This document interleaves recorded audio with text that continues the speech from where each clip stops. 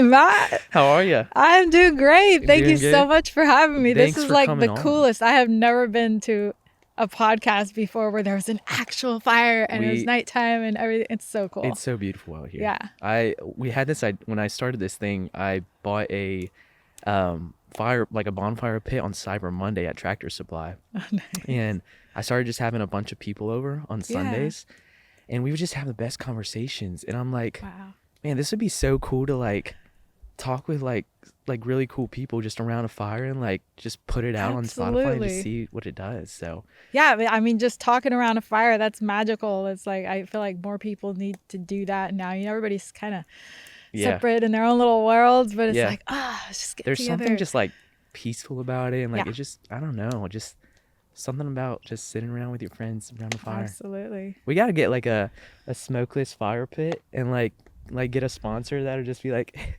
if you want this fire pit, like for 3 easy payments. No. Thanks so much for being here, for real. Thank you for having me. It's an honor. I am so excited to talk with you. First off, I love your style.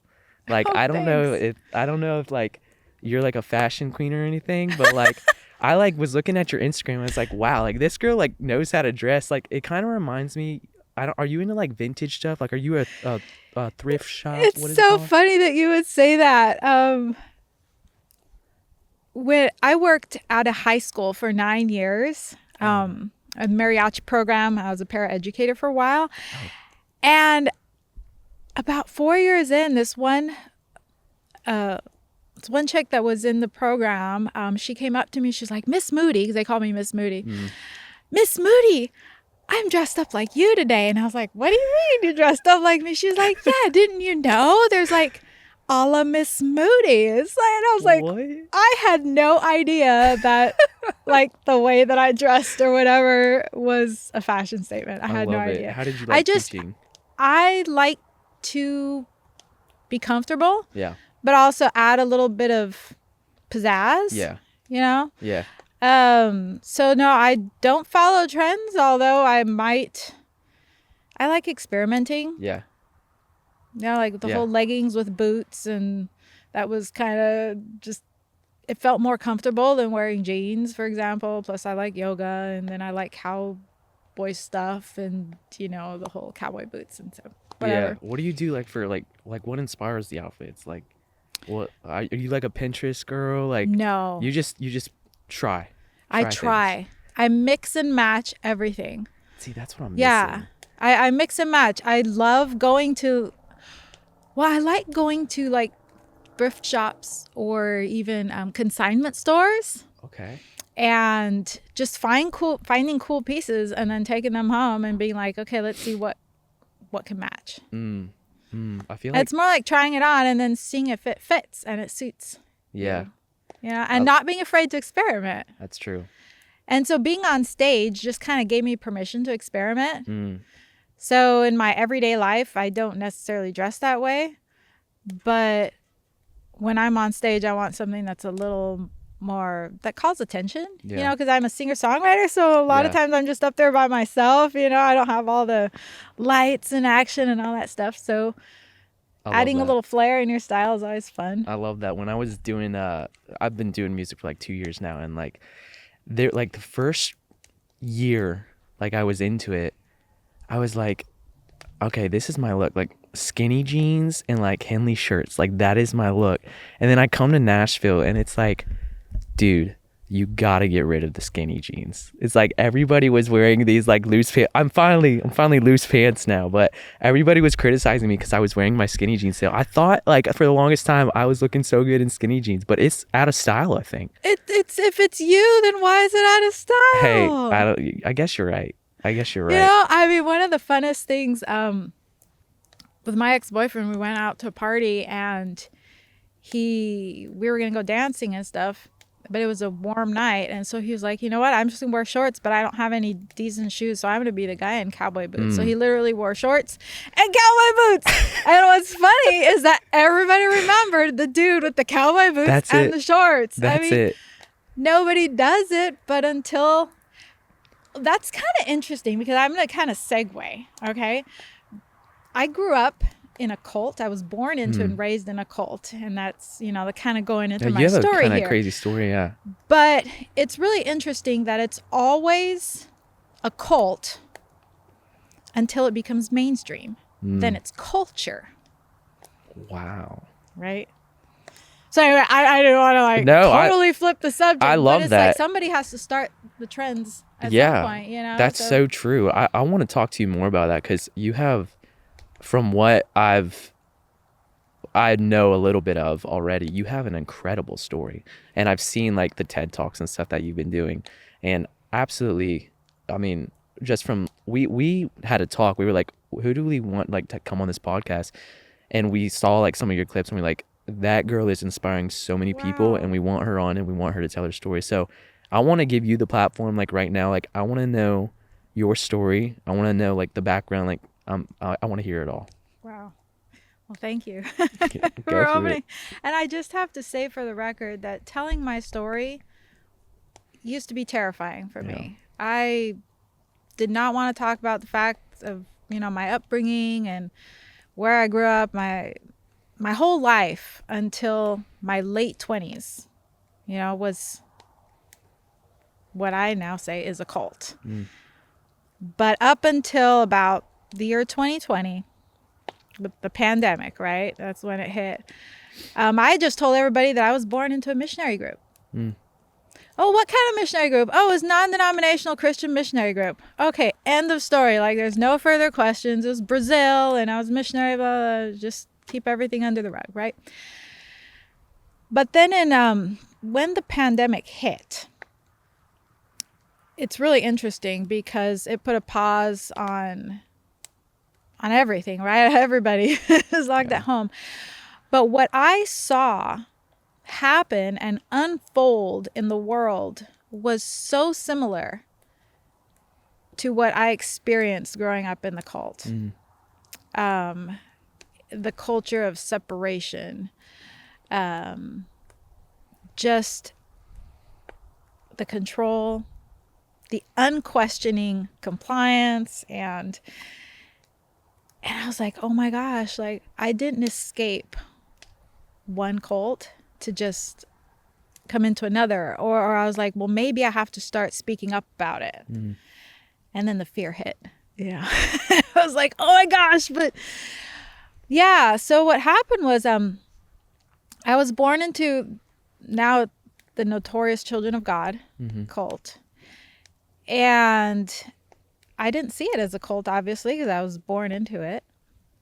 The belief was that I was born into it for a special reason, and we are the special people chosen of God, even to like lead the end time army. And you have all your inside lingo, right? Yeah, sure. We didn't listen to outside music, and we did do a lot of great things for the world, like social work and stuff like that. But there was a dark, sinister side to it, right? And what happened was, I mean, there's so much, and we just don't have all the time to go into it. But basically what happened was I started questioning, especially because I had 2 children. And I started wondering, well, do I want this life for my kids? And I was always told that what was on the outside was bad. It was evil. Like I'd be turning my back on God. Be out of God's will. As a Christian, I'm a backslider. All those like heavy duty labels. So there's a lot of guilt. But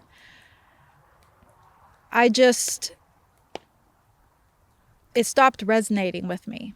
And the more that I immersed myself in the Bible studies and in scripture, to the point where it wasn't just for me, like I grew up memorizing the Bible and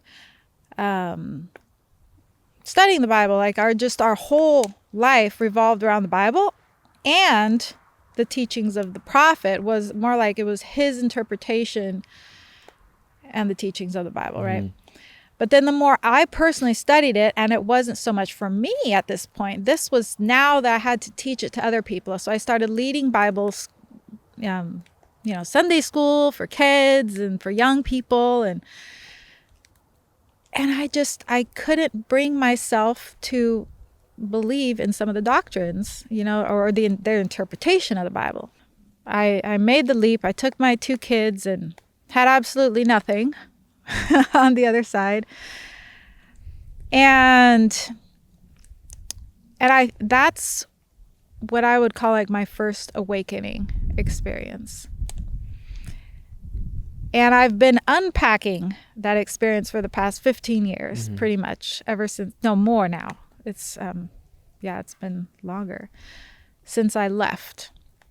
And only sharing it since, past few years when I decided I was going to kind of go into speaking alongside the music, and sharing that story.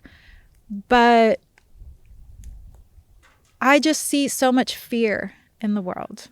And that goes back to my experience too, is that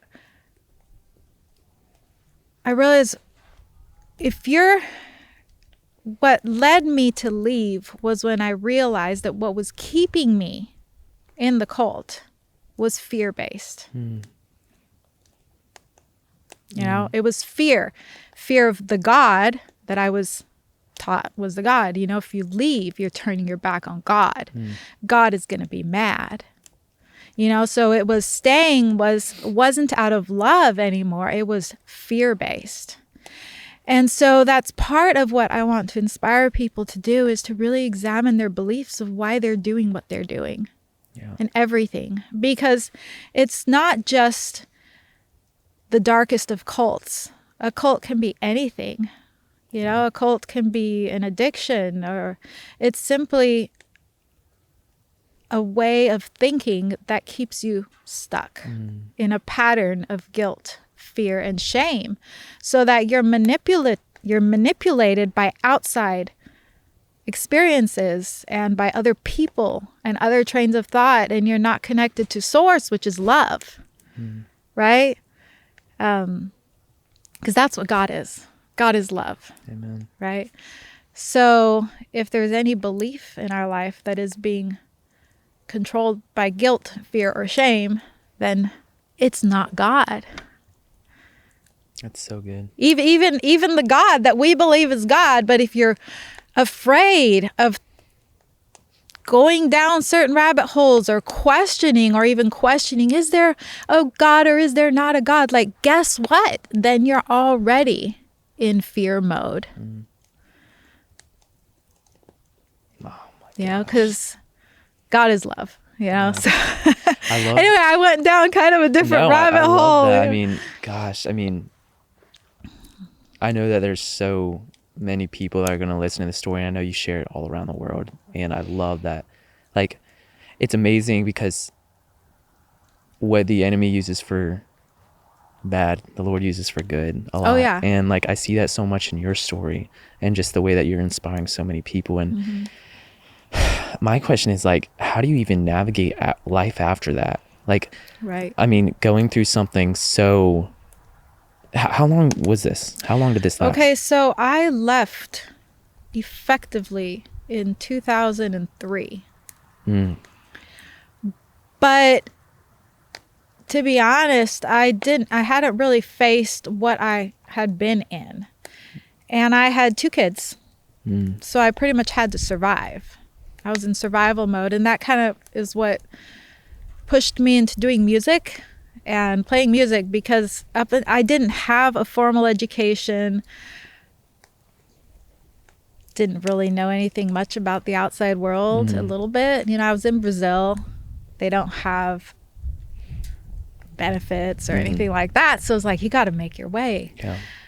So I started busking and doing music to support myself. And that's kind of when I cracked open the fact that, wow, I love doing music, more than I knew I did, right? But to answer your question, how do you navigate something? It's kind of like, I see it like our veterans. A soldier when he's out there in the trenches and he's fighting, he doesn't have time to think how that is affecting him psychologically or any other way. It's during times of peace when he comes home and everything's fine that all of a sudden, you know, the PTSD kicks in. Yeah. And that's kind of, it took being able to stop and process and say, look, I'm processing all this stuff that I went through so that I can help other people. And there's a quote that I love, and I forget who exactly says it, but that the function of freedom is to free somebody else. Right? So once you've found your freedom, you go and you help somebody else find their freedom too. Yeah. So that's been my mission, you know, because the one thing that I learned is that you can't escape from a prison that you don't know you're in. Wow. And a lot of people struggle, I think, in their lives with so many things, and they feel bound by society's expectations or, you know, just all the shoulds, or by religion or by social situations. And they're in a prison, but they don't know how to escape. So the way out is to get curious, just get really curious, and then make it your mission to reinvent yourself. And what happened with me, I guess this happened twice, is that there was like a turning point. After I had left, I was already in the States, and I had been in the US already for some time. And it was something silly actually that happened. I was arrested for on account of, I had a neg driving situation, right? After like a ladies' night with my girlfriends. And I talk about this in my talk, right? In my keynote. For me, it was a big deal.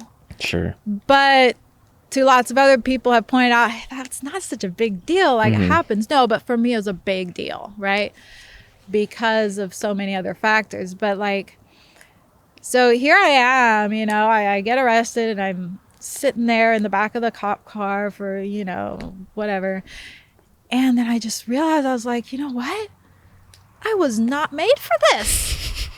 I like, what is going on? Like, and it just came to me at that moment, the verse, all things work together for good to them that love God.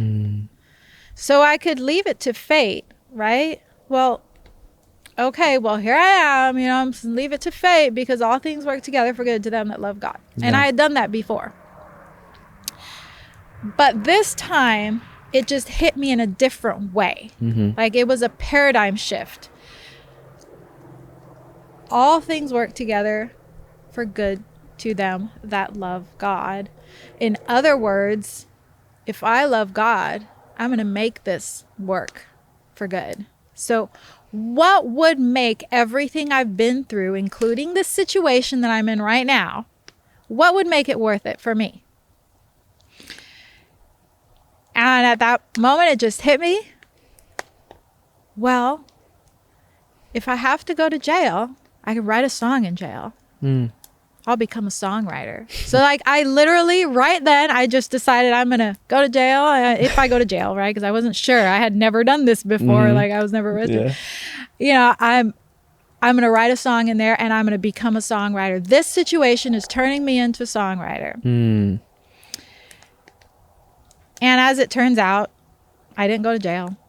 Didn't do any of that. Like, it was kind of all dropped, right? But that one situation turned me into a songwriter because 2 weeks later I wrote like my first song, and from the heart, really. And that was my song Home.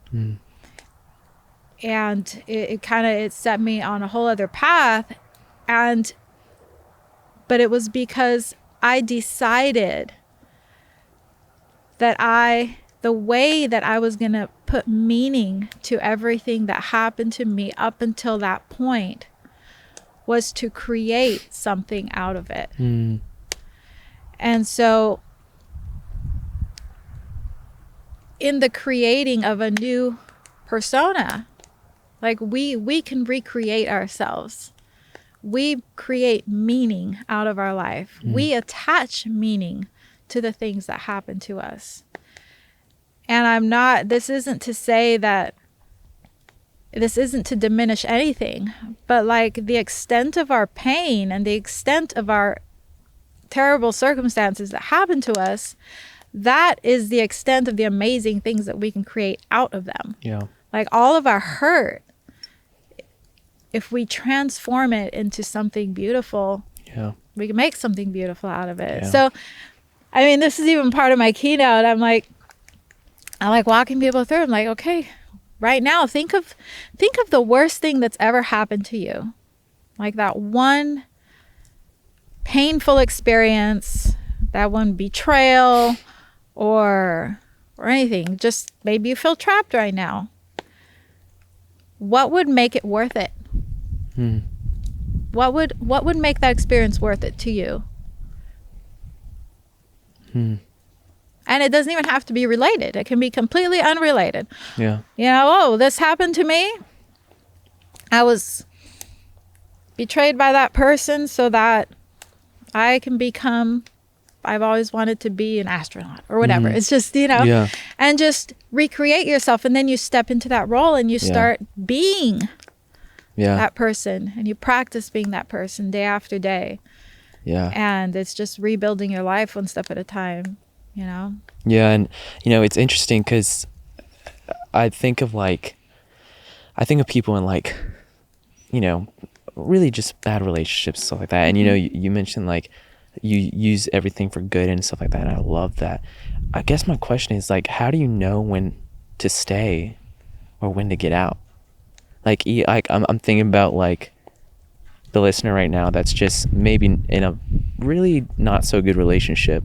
Right. And as much as they want to, turn things for good and believe there is good, at what point do you realize maybe it's better to leave? How do you decide? How do you decipher that? Right. Well, you have to look in your heart first. Yeah. And ask yourself some questions that you might not be comfortable asking. You have to ask yourself, number one, what is the benefit from staying in that relationship? Because we only stay in relationships and in situations when there is some kind of benefit. Even the most terrible of situations, we stay because there is some kind of benefit. And for me, staying in the cult, what was the benefit? I have to be honest with myself. The benefit was that it was cushy, comfy. I never had to face the world outside. I never had to know whether everything they were saying was true or false. I could outsource my beliefs. Somebody there was telling me how to believe. Pretty much my physical needs were met. Well, needs. I'm saying basic. Yeah. And there were people that did not get, but I'm saying surviving. And this is I'm talking with a mentality of somebody that's surviving, because you don't know what you don't know, right? Of course, yeah. So there's always a benefit. And then you have to ask yourself, in what way is staying harming you? How is it benefiting you? How is it harming you? And in that point, you have to step into the shoes of your own best friend. If your best friend was in that situation, what would you tell them? Right? And then once you weigh those two options, then you got to say, are you staying because of fear, or are you staying truly because of love? And you just have to chase those beliefs down to the core. Is it fear-based or is it love-based? That's so good. That's so good. I always think of what would my mom do? What would mama do? Right. I always think of that, and it's some people don't have the loving, the care of somebody in their life. Yeah. You know, like loving parents or Yeah. or even somebody that they look up to. And I can identify with what you're saying, because I've gone through a couple really bad relationships too. You know, the abusive, even the relationship with the father of my kids was an abusive one. And then I left and was lonely and jumped right into another one, you know. And so I've been through a couple of those. And I remember at one time when I was just so lonely. And I was listening to podcasts about relationships. You know, like, okay, what is a good relationship like? And trying to like call in the right kind of relationship. They always say you got to feel into it. You got to like really envision the right relationship. But then I got to the point where I was like, well, I don't know. I don't know what a good relationship is like. Yeah. I don't. I haven't seen any good examples of it. I haven't experienced any good examples of relationships. So what does a good relationship look like? And that's why I wrote a song that's called Here and Now. And basically it was just, I want it so good beyond anything I could ever imagine. Like just lean into that surprise feeling of being so happy, you know? And that's where our imagination can play in. That's so good. Just letting yourself dream, letting yourself feel good, you know? Yeah, I love that. I mean, it reminds me a lot of, I was reading this passage this week because, you know, every guest that we have on, our goal is like, how can we serve them in a way where it's like, this doesn't feel like another press interview. Like at the end of the night, like we want to leave you with something that maybe another show may not have. So I was reading in Colossians today. Let me move this up real quick. I was reading in Colossians today, and I knew a little bit of your story coming in, and I came across this story in Colossians, and I think we have a Bible over there for you. You don't have to open it, but it was in Colossians. No, I'm sorry, 2 Corinthians. Okay. And I was in chapter 3. And if you're listening, we're doing a little verse of the night tonight. It's 2 Corinthians 3. It starts in verse 17. And I read this, and it says, "Now the Lord is the Spirit, and where the Spirit of the Lord is, there is freedom. And we all, with unveiled face, beholding the glory of the Lord, are being transformed into the same image from one degree of glory to another. For this comes from the Lord, who is the Spirit." I love that. Where the Spirit of the Lord is, there is freedom. Freedom. That is just so important for us to remember. Right? You know, because when you truly feel love for someone, there's freedom in there. You want them to be the happiest version of themselves. Yeah. You know, you want them to love you from a place of wanting to love. Yeah. And so it goes both ways, you know? Yeah. So it's like, where in your life do you not feel free? Yeah. Yeah, right? And I look at it like from a biblical perspective, it's like, even in my own life, like the music stuff and these things that like I would chase, right? And it's like, I was always chasing something. Yeah. And it's like, the truth of the matter is, I mean, I look at this verse right here, right? Again, now the Lord is the Spirit, and where the Spirit of the Lord is, there is freedom. If I was to reword that in the most simplest form, all it says is there is freedom. Freedom comes strictly from the Lord. Yeah. And the truth of the matter is that like, the only way to truly experience that type of freedom is to literally be in relationship with the God of the universe. With God, absolutely. And I think that like it's very easy in the world, at least, you know, it's all over social media. It's like, okay, big money, like the big house. Oh yeah. More money. It's like, then you'll experience even financial freedom, right? Like that's such a big thing nowadays, like financial freedom and like having more time and stuff like that. And that is great. And like, I'm all for that. But at the end of the day, like there's still going to be an emptiness, because the only thing that satisfies that thing inside of us is truly the Lord. Absolutely. And the Bible, there's so many verses in the Bible that talk about that. so I love that. And I love like your story is all about freedom, just freedom from obviously, you know, everything that you went through. So I guess my question to you is what does freedom look like for you now that like you went through all that journey? Like, that is such a great from question. a biblical perspective, or like just what does that look like for you now? And I talked a lot about your music. Yeah. I feel like there's so much freedom in that, but even more than that, like what does freedom look like for you now? Wow. Well, it's really interesting because even though I had left the cult, right? I was free from that, but I still had a lot of baggage, right? And it's hard to move forward when you're carrying baggage. Tell me about it. Right? It's like, let's say you're escaping from prison, right? You're let out of prison, and you've got all the stuff with you that maybe you think you're gonna need on the outside world, right? Yeah. You're hauling this stuff around with you, and at one point you just realize, man, I don't need this stuff. It's weighing me down, you know, because so anyway, it's working through the baggage and finding emotional freedom and what success means to me. It's redefining freedom. It's not just being free according to your terms or freedom according to society's terms. Yeah. No, what is freedom to me? Yeah. And so like what you said, freedom to me it's so simple. It's being able to spend my day doing what brings me joy.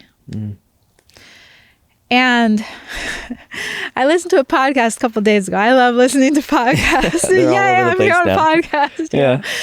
And it was by the Mindset Mentor, and he was talking about financial freedom and stuff, and it's interesting that we have these illusions. Like, okay, so I started singing and doing music. I was like, well, now I'm free. I'm gonna sing. I'm gonna do my music. And at one point, then I felt trapped by the situation I was in of just playing music all the time. And I was like, no, there has to be more to this than that. And I was like, well, then maybe I need to go and make some money, you know, just start making money, because I wasn't making a lot of money just doing music. I mean, it was great, but I wasn't making a lot of money. These days, it's hard. You know, so then I went and got the job and was making the money, and then the pandemic hit and I was slapped down, you know, just like, okay, so now I can't do music, and now I'm not making the money, but, you know, thankfully I'm doing better than most, right? And that's when it hit me that freedom is now being able to help others be free. Yeah. You know? So it goes back to the function of freedom is to help somebody else find freedom. I love that. Yeah. And there's a gentleman coming on next week. His name's Jay Stringer. And he talks a lot about addiction and how one thing that I love, I'm almost done with this entire book. And one thing that he talks about is that people stay trapped for so long because their shame actually traps them. Yeah. I look at like, you know, people that deal with, you know, alcoholism Absolutely. or even like lust stuff or different things. And you know, you do it and then afterwards you just feel terrible. And we're ashamed about things too that aren't even our fault. Like even me I was born into the cult. Yeah. But then when I found out that I was born into an actual cult, and it wasn't just any cult, it was a notorious cult. Like this is, you know, I was like, oh my God, like I was just stuck in this world of shame about that when it wasn't even my stuff. Like, and nobody has ever seen me like that or projected that onto me, but it was something that I felt trapped in. Yeah. When I didn't need to. Yeah. Right? Yeah. So that's why I think conversations like this are so important. Yeah. Sure. Just having more conversations about it. Sure. I lost a brother, my brother to suicide. And he graduated from medical school. He was ready to become a surgeon. He made it through, and then boom. And that is part of my story too, that kind of made me stop and go, whoa. Like, whoa.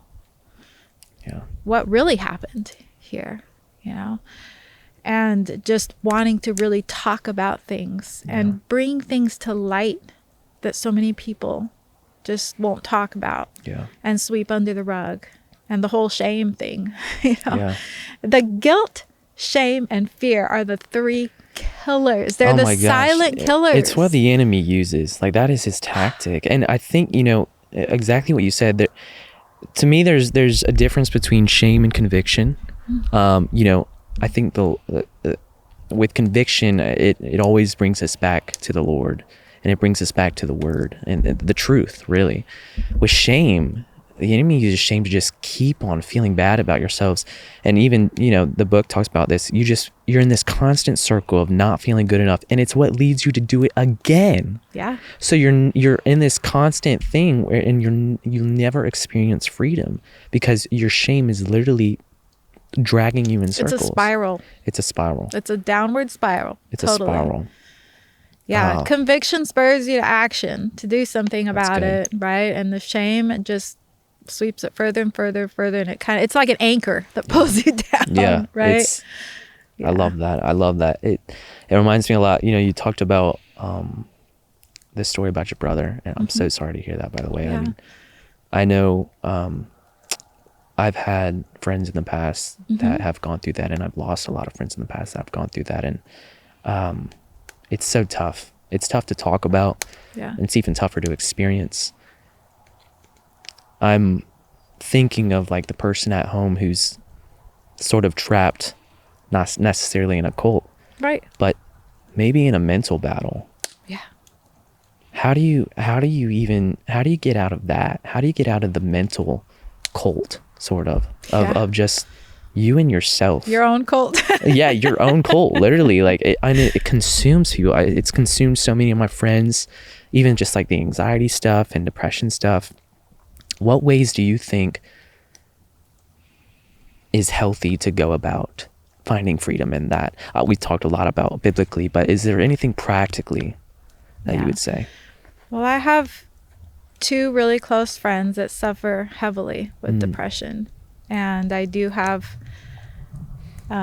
people in my family, like even obviously my brother, right? But he was somebody that suffered in silence because it was taboo before in the cult to even go through that. And so he was unwilling to talk about it because he saw it as something horrible, as demonic. I'm just saying these words here because these are, Sure. And so he didn't bring things to light that he could have, and therefore that took him down, right? So I feel like negative thinking, it's a habit because it's a neural pathway, right, that we've created. And I've done so much studying up on this. I'm not an expert by any means, a scientific expert, but I'm somebody that's been in and around a lot of people like that.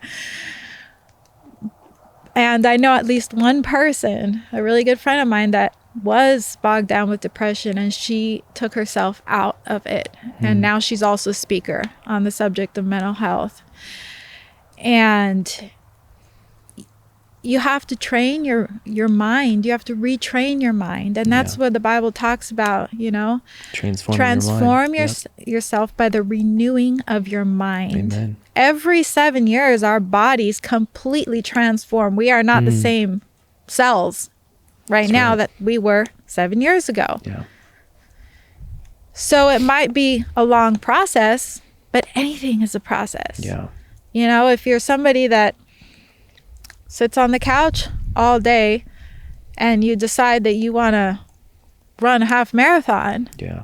you can't get up and just do it all at once. Yeah. You might just, the first time, walk up and down the stairs a few times, and then walk around the house, then walk around the block, then do that a few more times, and then maybe run, you know, half a mile or something. It's baby steps. But what really helps is to be able to notice your thoughts. Because we have our mind, right? And we have our soul, that's the us behind us that observes, right? So that's where meditation comes in. And I mean, the Christian term isn't quite meditation. There's all these different terms that really other different religions use, but what it is, it's transforming your mind. Yeah. You know, Jesus went up and prayed. You can say, call it prayer, call it meditation. But what it is, it's building that communion with God, and it's sitting back and being the observer of your thoughts, because once you can see the negative thought happening in your mind, then you've already kind of disassociated with it. Right. Yeah. Once you see it, it's like lifting the veil, and you see that that is not you. That's a thought. That's so good. Okay, so you've seen the thought.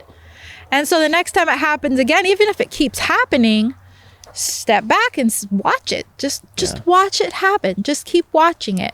Yeah. And then pretty soon, you can plant a different thought and start directing your mind where you want it to go. And directing it toward the good feelings. It's not enough to just get rid of a thought. You have to replace it with a good feeling. Like, what is your happy place? Yeah. You know? Replace it with doing something you love. Start noticing the good more than noticing the bad. There's a story of a race car driver. I can't remember who it was that did this, but he was talking about when he was getting trained to drive race cars. One of the first things they say is, when you see someone crash, it's not if you see someone crash, it's when you see someone crash, because it's going to happen. Inevitable. Yeah. Don't look at them. Don't look at them. Don't look at them. Look where you want to go. Because if you look at them, your mind and your eyes and everything will follow where you're looking. Oh, wow. You have to focus on where you're going. So it's the same thing in life. What we focus on expands. Yeah. I love that. And the truth of it all is, like, it's a choice. Like you talked so much about transforming your mind, and it's a choice to do that. Love is a choice. And I think we get caught up. The heart can be a dangerous thing sometimes. Oh, yeah. And, you know, I love that the Bible talks so much about transforming the mind, because the truth of it all is that, like, the heart is so connected to emotion. And you look at it practically, like in relationships and stuff. I mean, I've never been in a relationship personally, but I have so many friends in, you know, people that are married now. And the truth of it is that, like, at some point, that person that you married is not going to be the same person that you married at day one. And so if you connect all this readiness to get married and stuff to emotion, and even if it's like a physical thing and it's like bringing you emotion, when that's gone, you lose so much of yourself too. Right. And I love that the Bible talks about transforming your mind, because that is a choice that you can make. Like, the heart is based on emotion, but the mind, you can actively choose to transform. That's reading the scripture, and that's choosing to love. When my wife isn't the same person that I married on the first day, I can choose to love her. I can transform the way that I view her now, you know? And I love that. And we can look at ourselves with more loving eyes too. Absolutely. You know, I think that's like a huge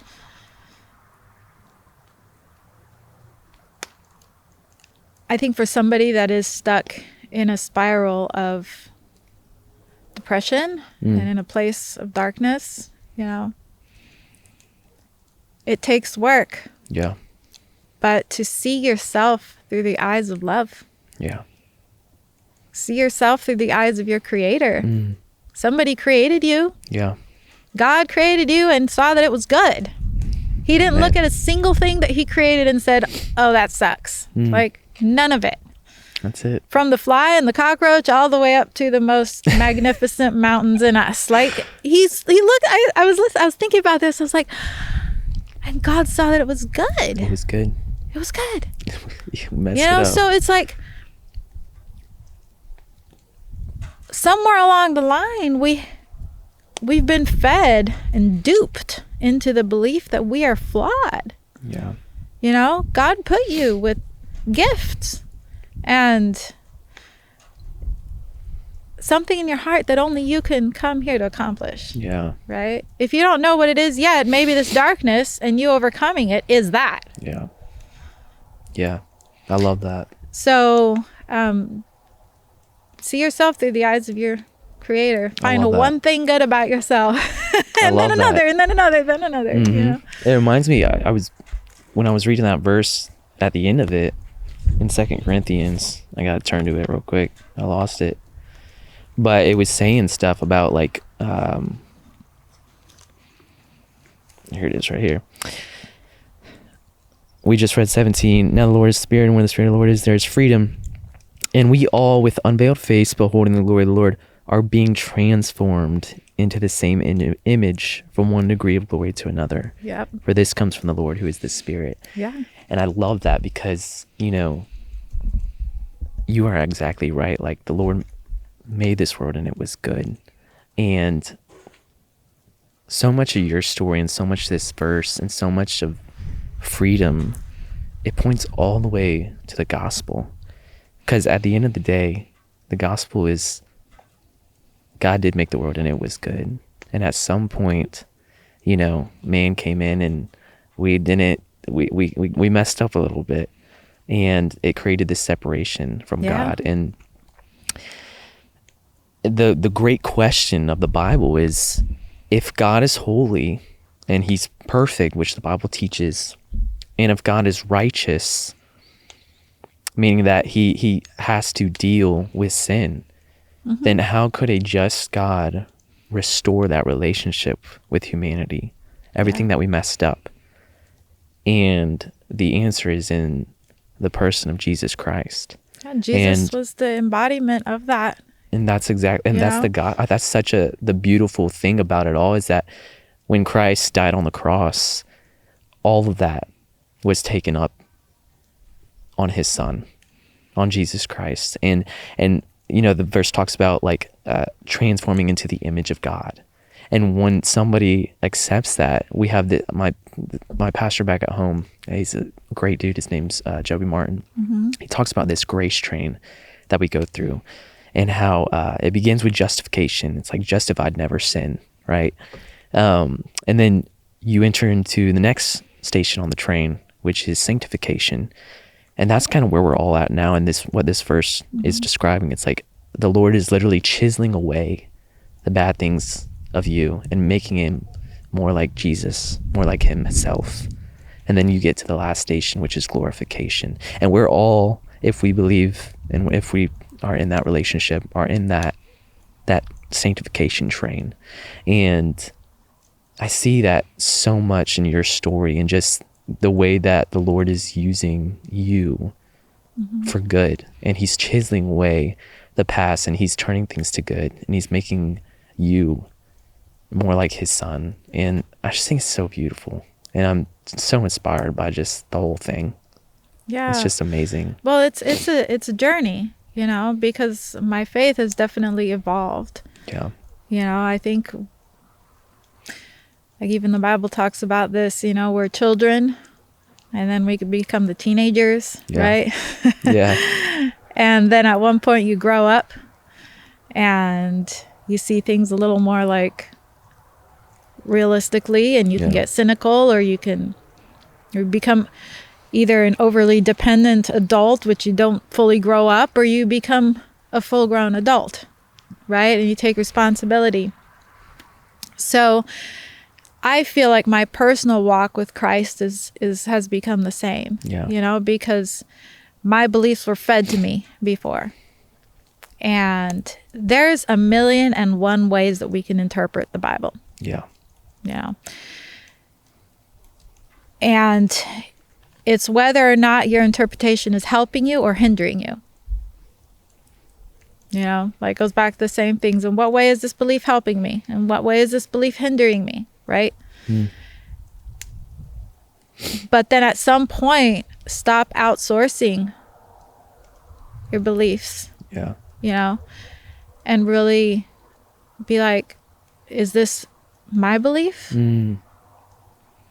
Yeah. In what way is believing that, and I'm just going super deep here, like this. Go for it. It's like, in what way is my belief that Jesus Christ is the Savior? How is that helping me? Yeah. And do I truly believe that? Do I truly believe that? Yeah. In what way could it possibly be hindering me? Yeah. And that's an interesting question. And for me, it was like, well, in some ways, it's expecting God to do everything for me. Like a genie. Yeah. Yep, I've been there before. Right? Yeah. It can help somebody and give them hope. The same way that it can make someone just a lazy spiritually. Yeah. Right? Yeah. So Jesus is the Son of God, and he came to show us the way, and we are too. Because all that believed in him, he gave the power to become sons of God. And so it's us stepping into that and following Jesus, And what Jesus did was he restored that relationship. He's like that missing link, right? Between God. It's that bridge. Yeah, he showed us that way, that relationship way to be. Yeah. Which is something that a lot of other religions don't have, is that actual relationship with God. Yeah. But you can be a Christian by name and not have that relationship with God. Oh, man. And you're still outsourcing your beliefs and everything to your parents or to the church that you go to. Yeah. You never really open the Bible. Yeah. So you're not even sure if all those words that they're saying are in the Bible. And second, the Bible was written by men, inspired people of God. Yeah. Right? Are you inspired? God's still speaking to you. Right? So it's stepping in. Yeah. To our walk with God and our relationship with God. Yeah, right? It reminds me so much of my own walk. It's like I grew up going to Christian church, non-denominational church, and everything that I believed was always kind of just right in front of me. Like I'd go to church and the pastor would say his thing and I'd believe it because the pastor said it. And I'd live my life just like realizing that like, okay, I should live this way because pastor told me to, or even my parents told me to, right? And I think it was around probably sophomore year of college where I really just kind of started diving deep. And I had to question myself. I was like, okay, is this truly what I believe? And if all these things that these people are saying to me, my parents and these pastors and my friends, like, do I truly believe it? And so I just took a dive, and my buddy Jason Hamby was a huge kind of advocate for making me go deeper into what I believe. And I realized that like some of the stuff that was being taught to me was definitely not stuff that I necessarily thought was true. Or it was very surface level. Yeah. And so when I sophomore year, when I dove into that, I started learning so much about what I truly believed. And not only did it strengthen my faith, but it strengthened my relationships with people. And more so, it just allowed me to recognize the love of Christ in such a deeper level. I talked about the grace train, and the cool thing about the grace train that I didn't mention is that the whole thing revolves around, you know, if Nick was to show up today and, you know, he looks great. He's got a great outfit on. Like, he shows up and he's looking good. It's like, all right, Nick's here. And then, you know, next week comes around and, you know, let's say we do another show, but Nick had just gotten hit by a train an hour before he shows up. He's going to look a little different. Like, he's going to have some bruises. he's going to look pretty different. But like, the same is true in like the Christian faith. Is like, when you enter into that relationship and when you truly just accept the Lord and you really dive into it, your life shouldn't look the same, you know? Yeah. And like, even just everything that you said, like, your life now is totally different than what it was back then. And my life now is totally different than it was back then. I'll be the first to admit I am still broken to this day. I'll forever be broken. But there are things now that like I have grown in that was so different back then. And I love that idea of the grace train, realizing that like your life really shouldn't look different. It shouldn't. And it's only because the Lord is chiseling away the bad and making you more like his son. And it's all due because of grace. Yeah. Because of what was done on that cross. Well, we're never going to be perfect. Amen. Right? Amen. I mean, gonna be perfect. God created the light. He created the dark. Yeah. And he called it good. He said it was good, you know. So it's being able to accept the good with the bad and know that it has its purpose, and then finding the purpose. And if you don't see a purpose, you make a purpose. Yeah. That's what the gift of choice is. You know, we have the gift of choice, is that we can choose what we want to attach meaning to in our lives. And that just helps us find forgiveness. Yeah. You know, because I mean, I didn't even touch on that part, but that's a huge part of my journey, was forgiving. Oh my gosh. You know, just the whole forgiveness of that. And yeah, how do you even manage that? The part of forgiving those people. Well, it's seeing yourself through the eyes of your creator, right? And then the second part is seeing them through the eyes of the creator. That's so tough. You know, and I remember the day actually that I realized I had forgiven a very significant person in my life that had done a lot of harm to me. And this one day, I'm not going to say names exactly who they were, but after a long, I remember releasing them. I had written a whole journal, like in my journal, just poured my heart out about just all my anger and everything that I was holding in. I'm a big journaler, and I think that really helped me a lot. And then that was it. I committed it. I didn't pray for revenge. I didn't want revenge. I wanted to be avenged, which is different. You know, God says, vengeance is mine, I will repay. And you will never, once you let go of your anger and you give it to God, or you give it to the universe, you better believe that you will be avenged in a way that you can't even imagine, because you will be retributed. And you know, so anyway, I just have to say this, because this was years after I left, and years after I'd written that one journal about it. And this one person just wrote me out of the blue and said, hey, I just wanted to say, like, you know, I'm really sorry for everything I put you through. And I'm going through a really hard time right now. I'm in depression. You know, I'm in a really dark place. And I had been reading lots of different Christian books and just books in general, like My Healing. I didn't have any therapist or anything like that, but I mean, the books and the podcasts and everything I could possibly get my hand on. All the self-help stuff. Yeah. I mean, I just discovered the world of self-help, and there were people that laughed at me, but I was like, it actually works, you know? And immediately a book came to mind, and that was Wild at Heart. Gosh, I forget who writes it, but it's a book for men. Okay. Wild at Heart. I originally read it because I was like, here's a single mom. I'm raising a son and I don't know how to do this, right? And so a friend said, hey, you should read Wild at Heart. Yeah.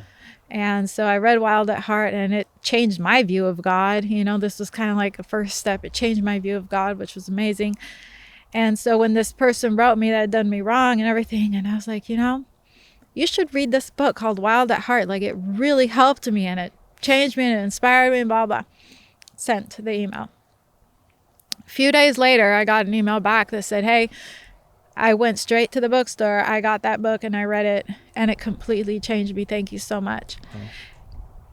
And I just noticed at that point, I realized that I had forgiven. Because instead of looking at that person with the eyes of aha, see, they deserve that. Yeah. Like, you know, you did me all this wrong, and well, there you go. You know, I'm sorry to hear that your life sucks right now because you did a lot of bad stuff. So now it's all coming back on you. I could have said that. Yeah. But I was like, oh, you should read this book. Yeah. You know, and then that's when it hit me. It's because I was able, I had forgiven. Yeah. So you don't, and because I had forgiven, I was able to move forward. Yeah. And I was at a good place in my life where I could actually help other people.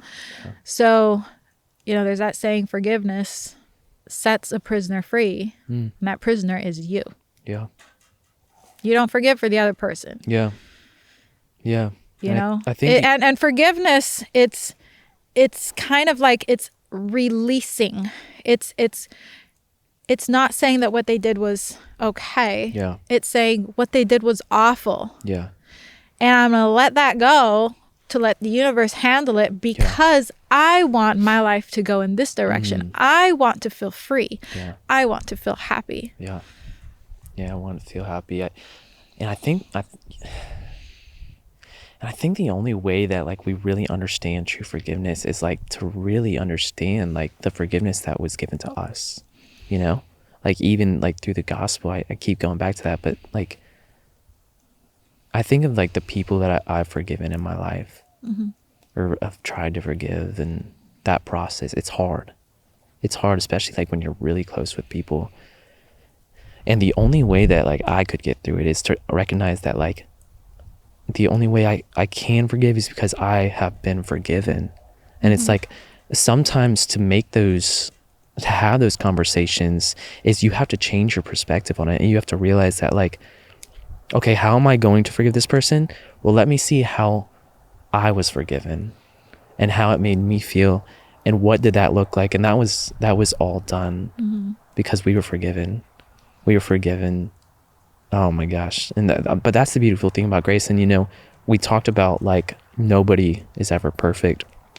And the beautiful thing about it all is that we don't have to be perfect, and that's okay. There's so many,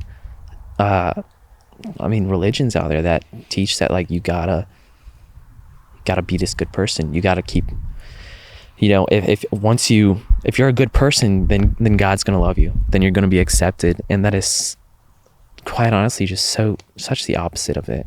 Like the truth of it is that what was done on the cross was that so that when God looked at us, he would see his son, and he would see his perfect son. And so we may not be perfect, but in God's eyes, because of that sacrifice that was made, we're made perfect. And that is just, it takes such a weight off my shoulders, knowing that like, okay, I'm going to mess up tomorrow. I'm going to mess up probably when I go home tonight. Like it's inevitable, but it's okay because, and you know, there's a balance between, okay, staying in this constant sin and, you know, like we talked about, like staying in or getting out, and conviction and shame. But the truth of it all is that like you really, to understand what perfection is, to understand what forgiveness is, you have to look at the cross. You have to look at the story of Jesus Christ. And I think that's it at the end of the day. Yeah. I mean, it's what is sin? Yeah. Like the definition of the word sin comes from, it's the Greek word, which is missing the mark. That's what sin means. I haven't heard that. Sin is missing the mark. So like the verse that goes, all have sinned and come short of the glory of God. That's what it literally means. You came short of that perfect mark. It's like you're aiming, but you just missed. Wow. So sin doesn't have to be like, broke all the 10 commandments, all that stuff. No, sin is just trying to do your best and failing a little bit. Yeah. Like, okay, man, I fail at doing my very best. I mean, all you can do is try your best. All have sinned and come short. We've all come short of the glory of God, which is the perfection of God. Yeah. But what did Jesus teach? All he did was he picked up Mary Magdalene, or, the girl that was getting stoned, and just said, go and sin no more. Yeah. It's like, try again. Yeah. Just get up. Yeah. Every day is another chance to aim a little better, a little better. Yeah. That high calling, right? Yeah. And I feel like adulting as Christians, is to really have that relationship with God where we are able to hear what is our calling. Yeah. And just aim for that and not be afraid of not letting fear of others, fear of the opinions of man, stand in the way. Yeah. Or cause you to aim off, Just keep aiming. Yeah. Yeah. You're so right. And I love that. And, it's so easy to fall into just like this, like we said, just like this constant, like, try. And, I think like even in my personal life, I try, or like, okay, I'll stop. I'll do better next time. Stuff like that. And I think I've come to realize that like the only way to like get through that, and the only way to truly just like get better, is like to really just surrender it. Yeah. To really surrender it. Because Totally. the truth is, we're going to keep on messing up. We're going to keep on messing up. And the only way that we do any good, and the only way that we can even, have the ability to, go out and do what you're doing and do any good is because of the Holy Spirit that's living in us. Yeah. And I don't know, it's powerful. The first feeling that comes to mind when you think of freedom, to me, it's joy. And there's that verse, the joy of the Lord is your strength. Yeah. Joy. Yeah. I just wanted to say thanks for so much for coming on. I like to end the conversation with this question. What would you tell, if you could go back in time and you had a time machine, what would you tell little Eden? Wow. What advice would you give to her?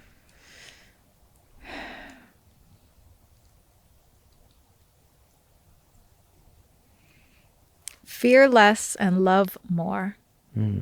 Yeah. Follow your joy. Yeah. Fear less and love more. Stay curious. I think there's a huge correlation between love and curiosity. A lot of people that interpret Jesus' words about becoming a little child, you got to become a little child to go to heaven, and talk about, a child is innocent and pure, but I think a child is curious above all else. Yeah. And just seeing the world with wonder. Because when you're curious, you're in a place of love. Yeah.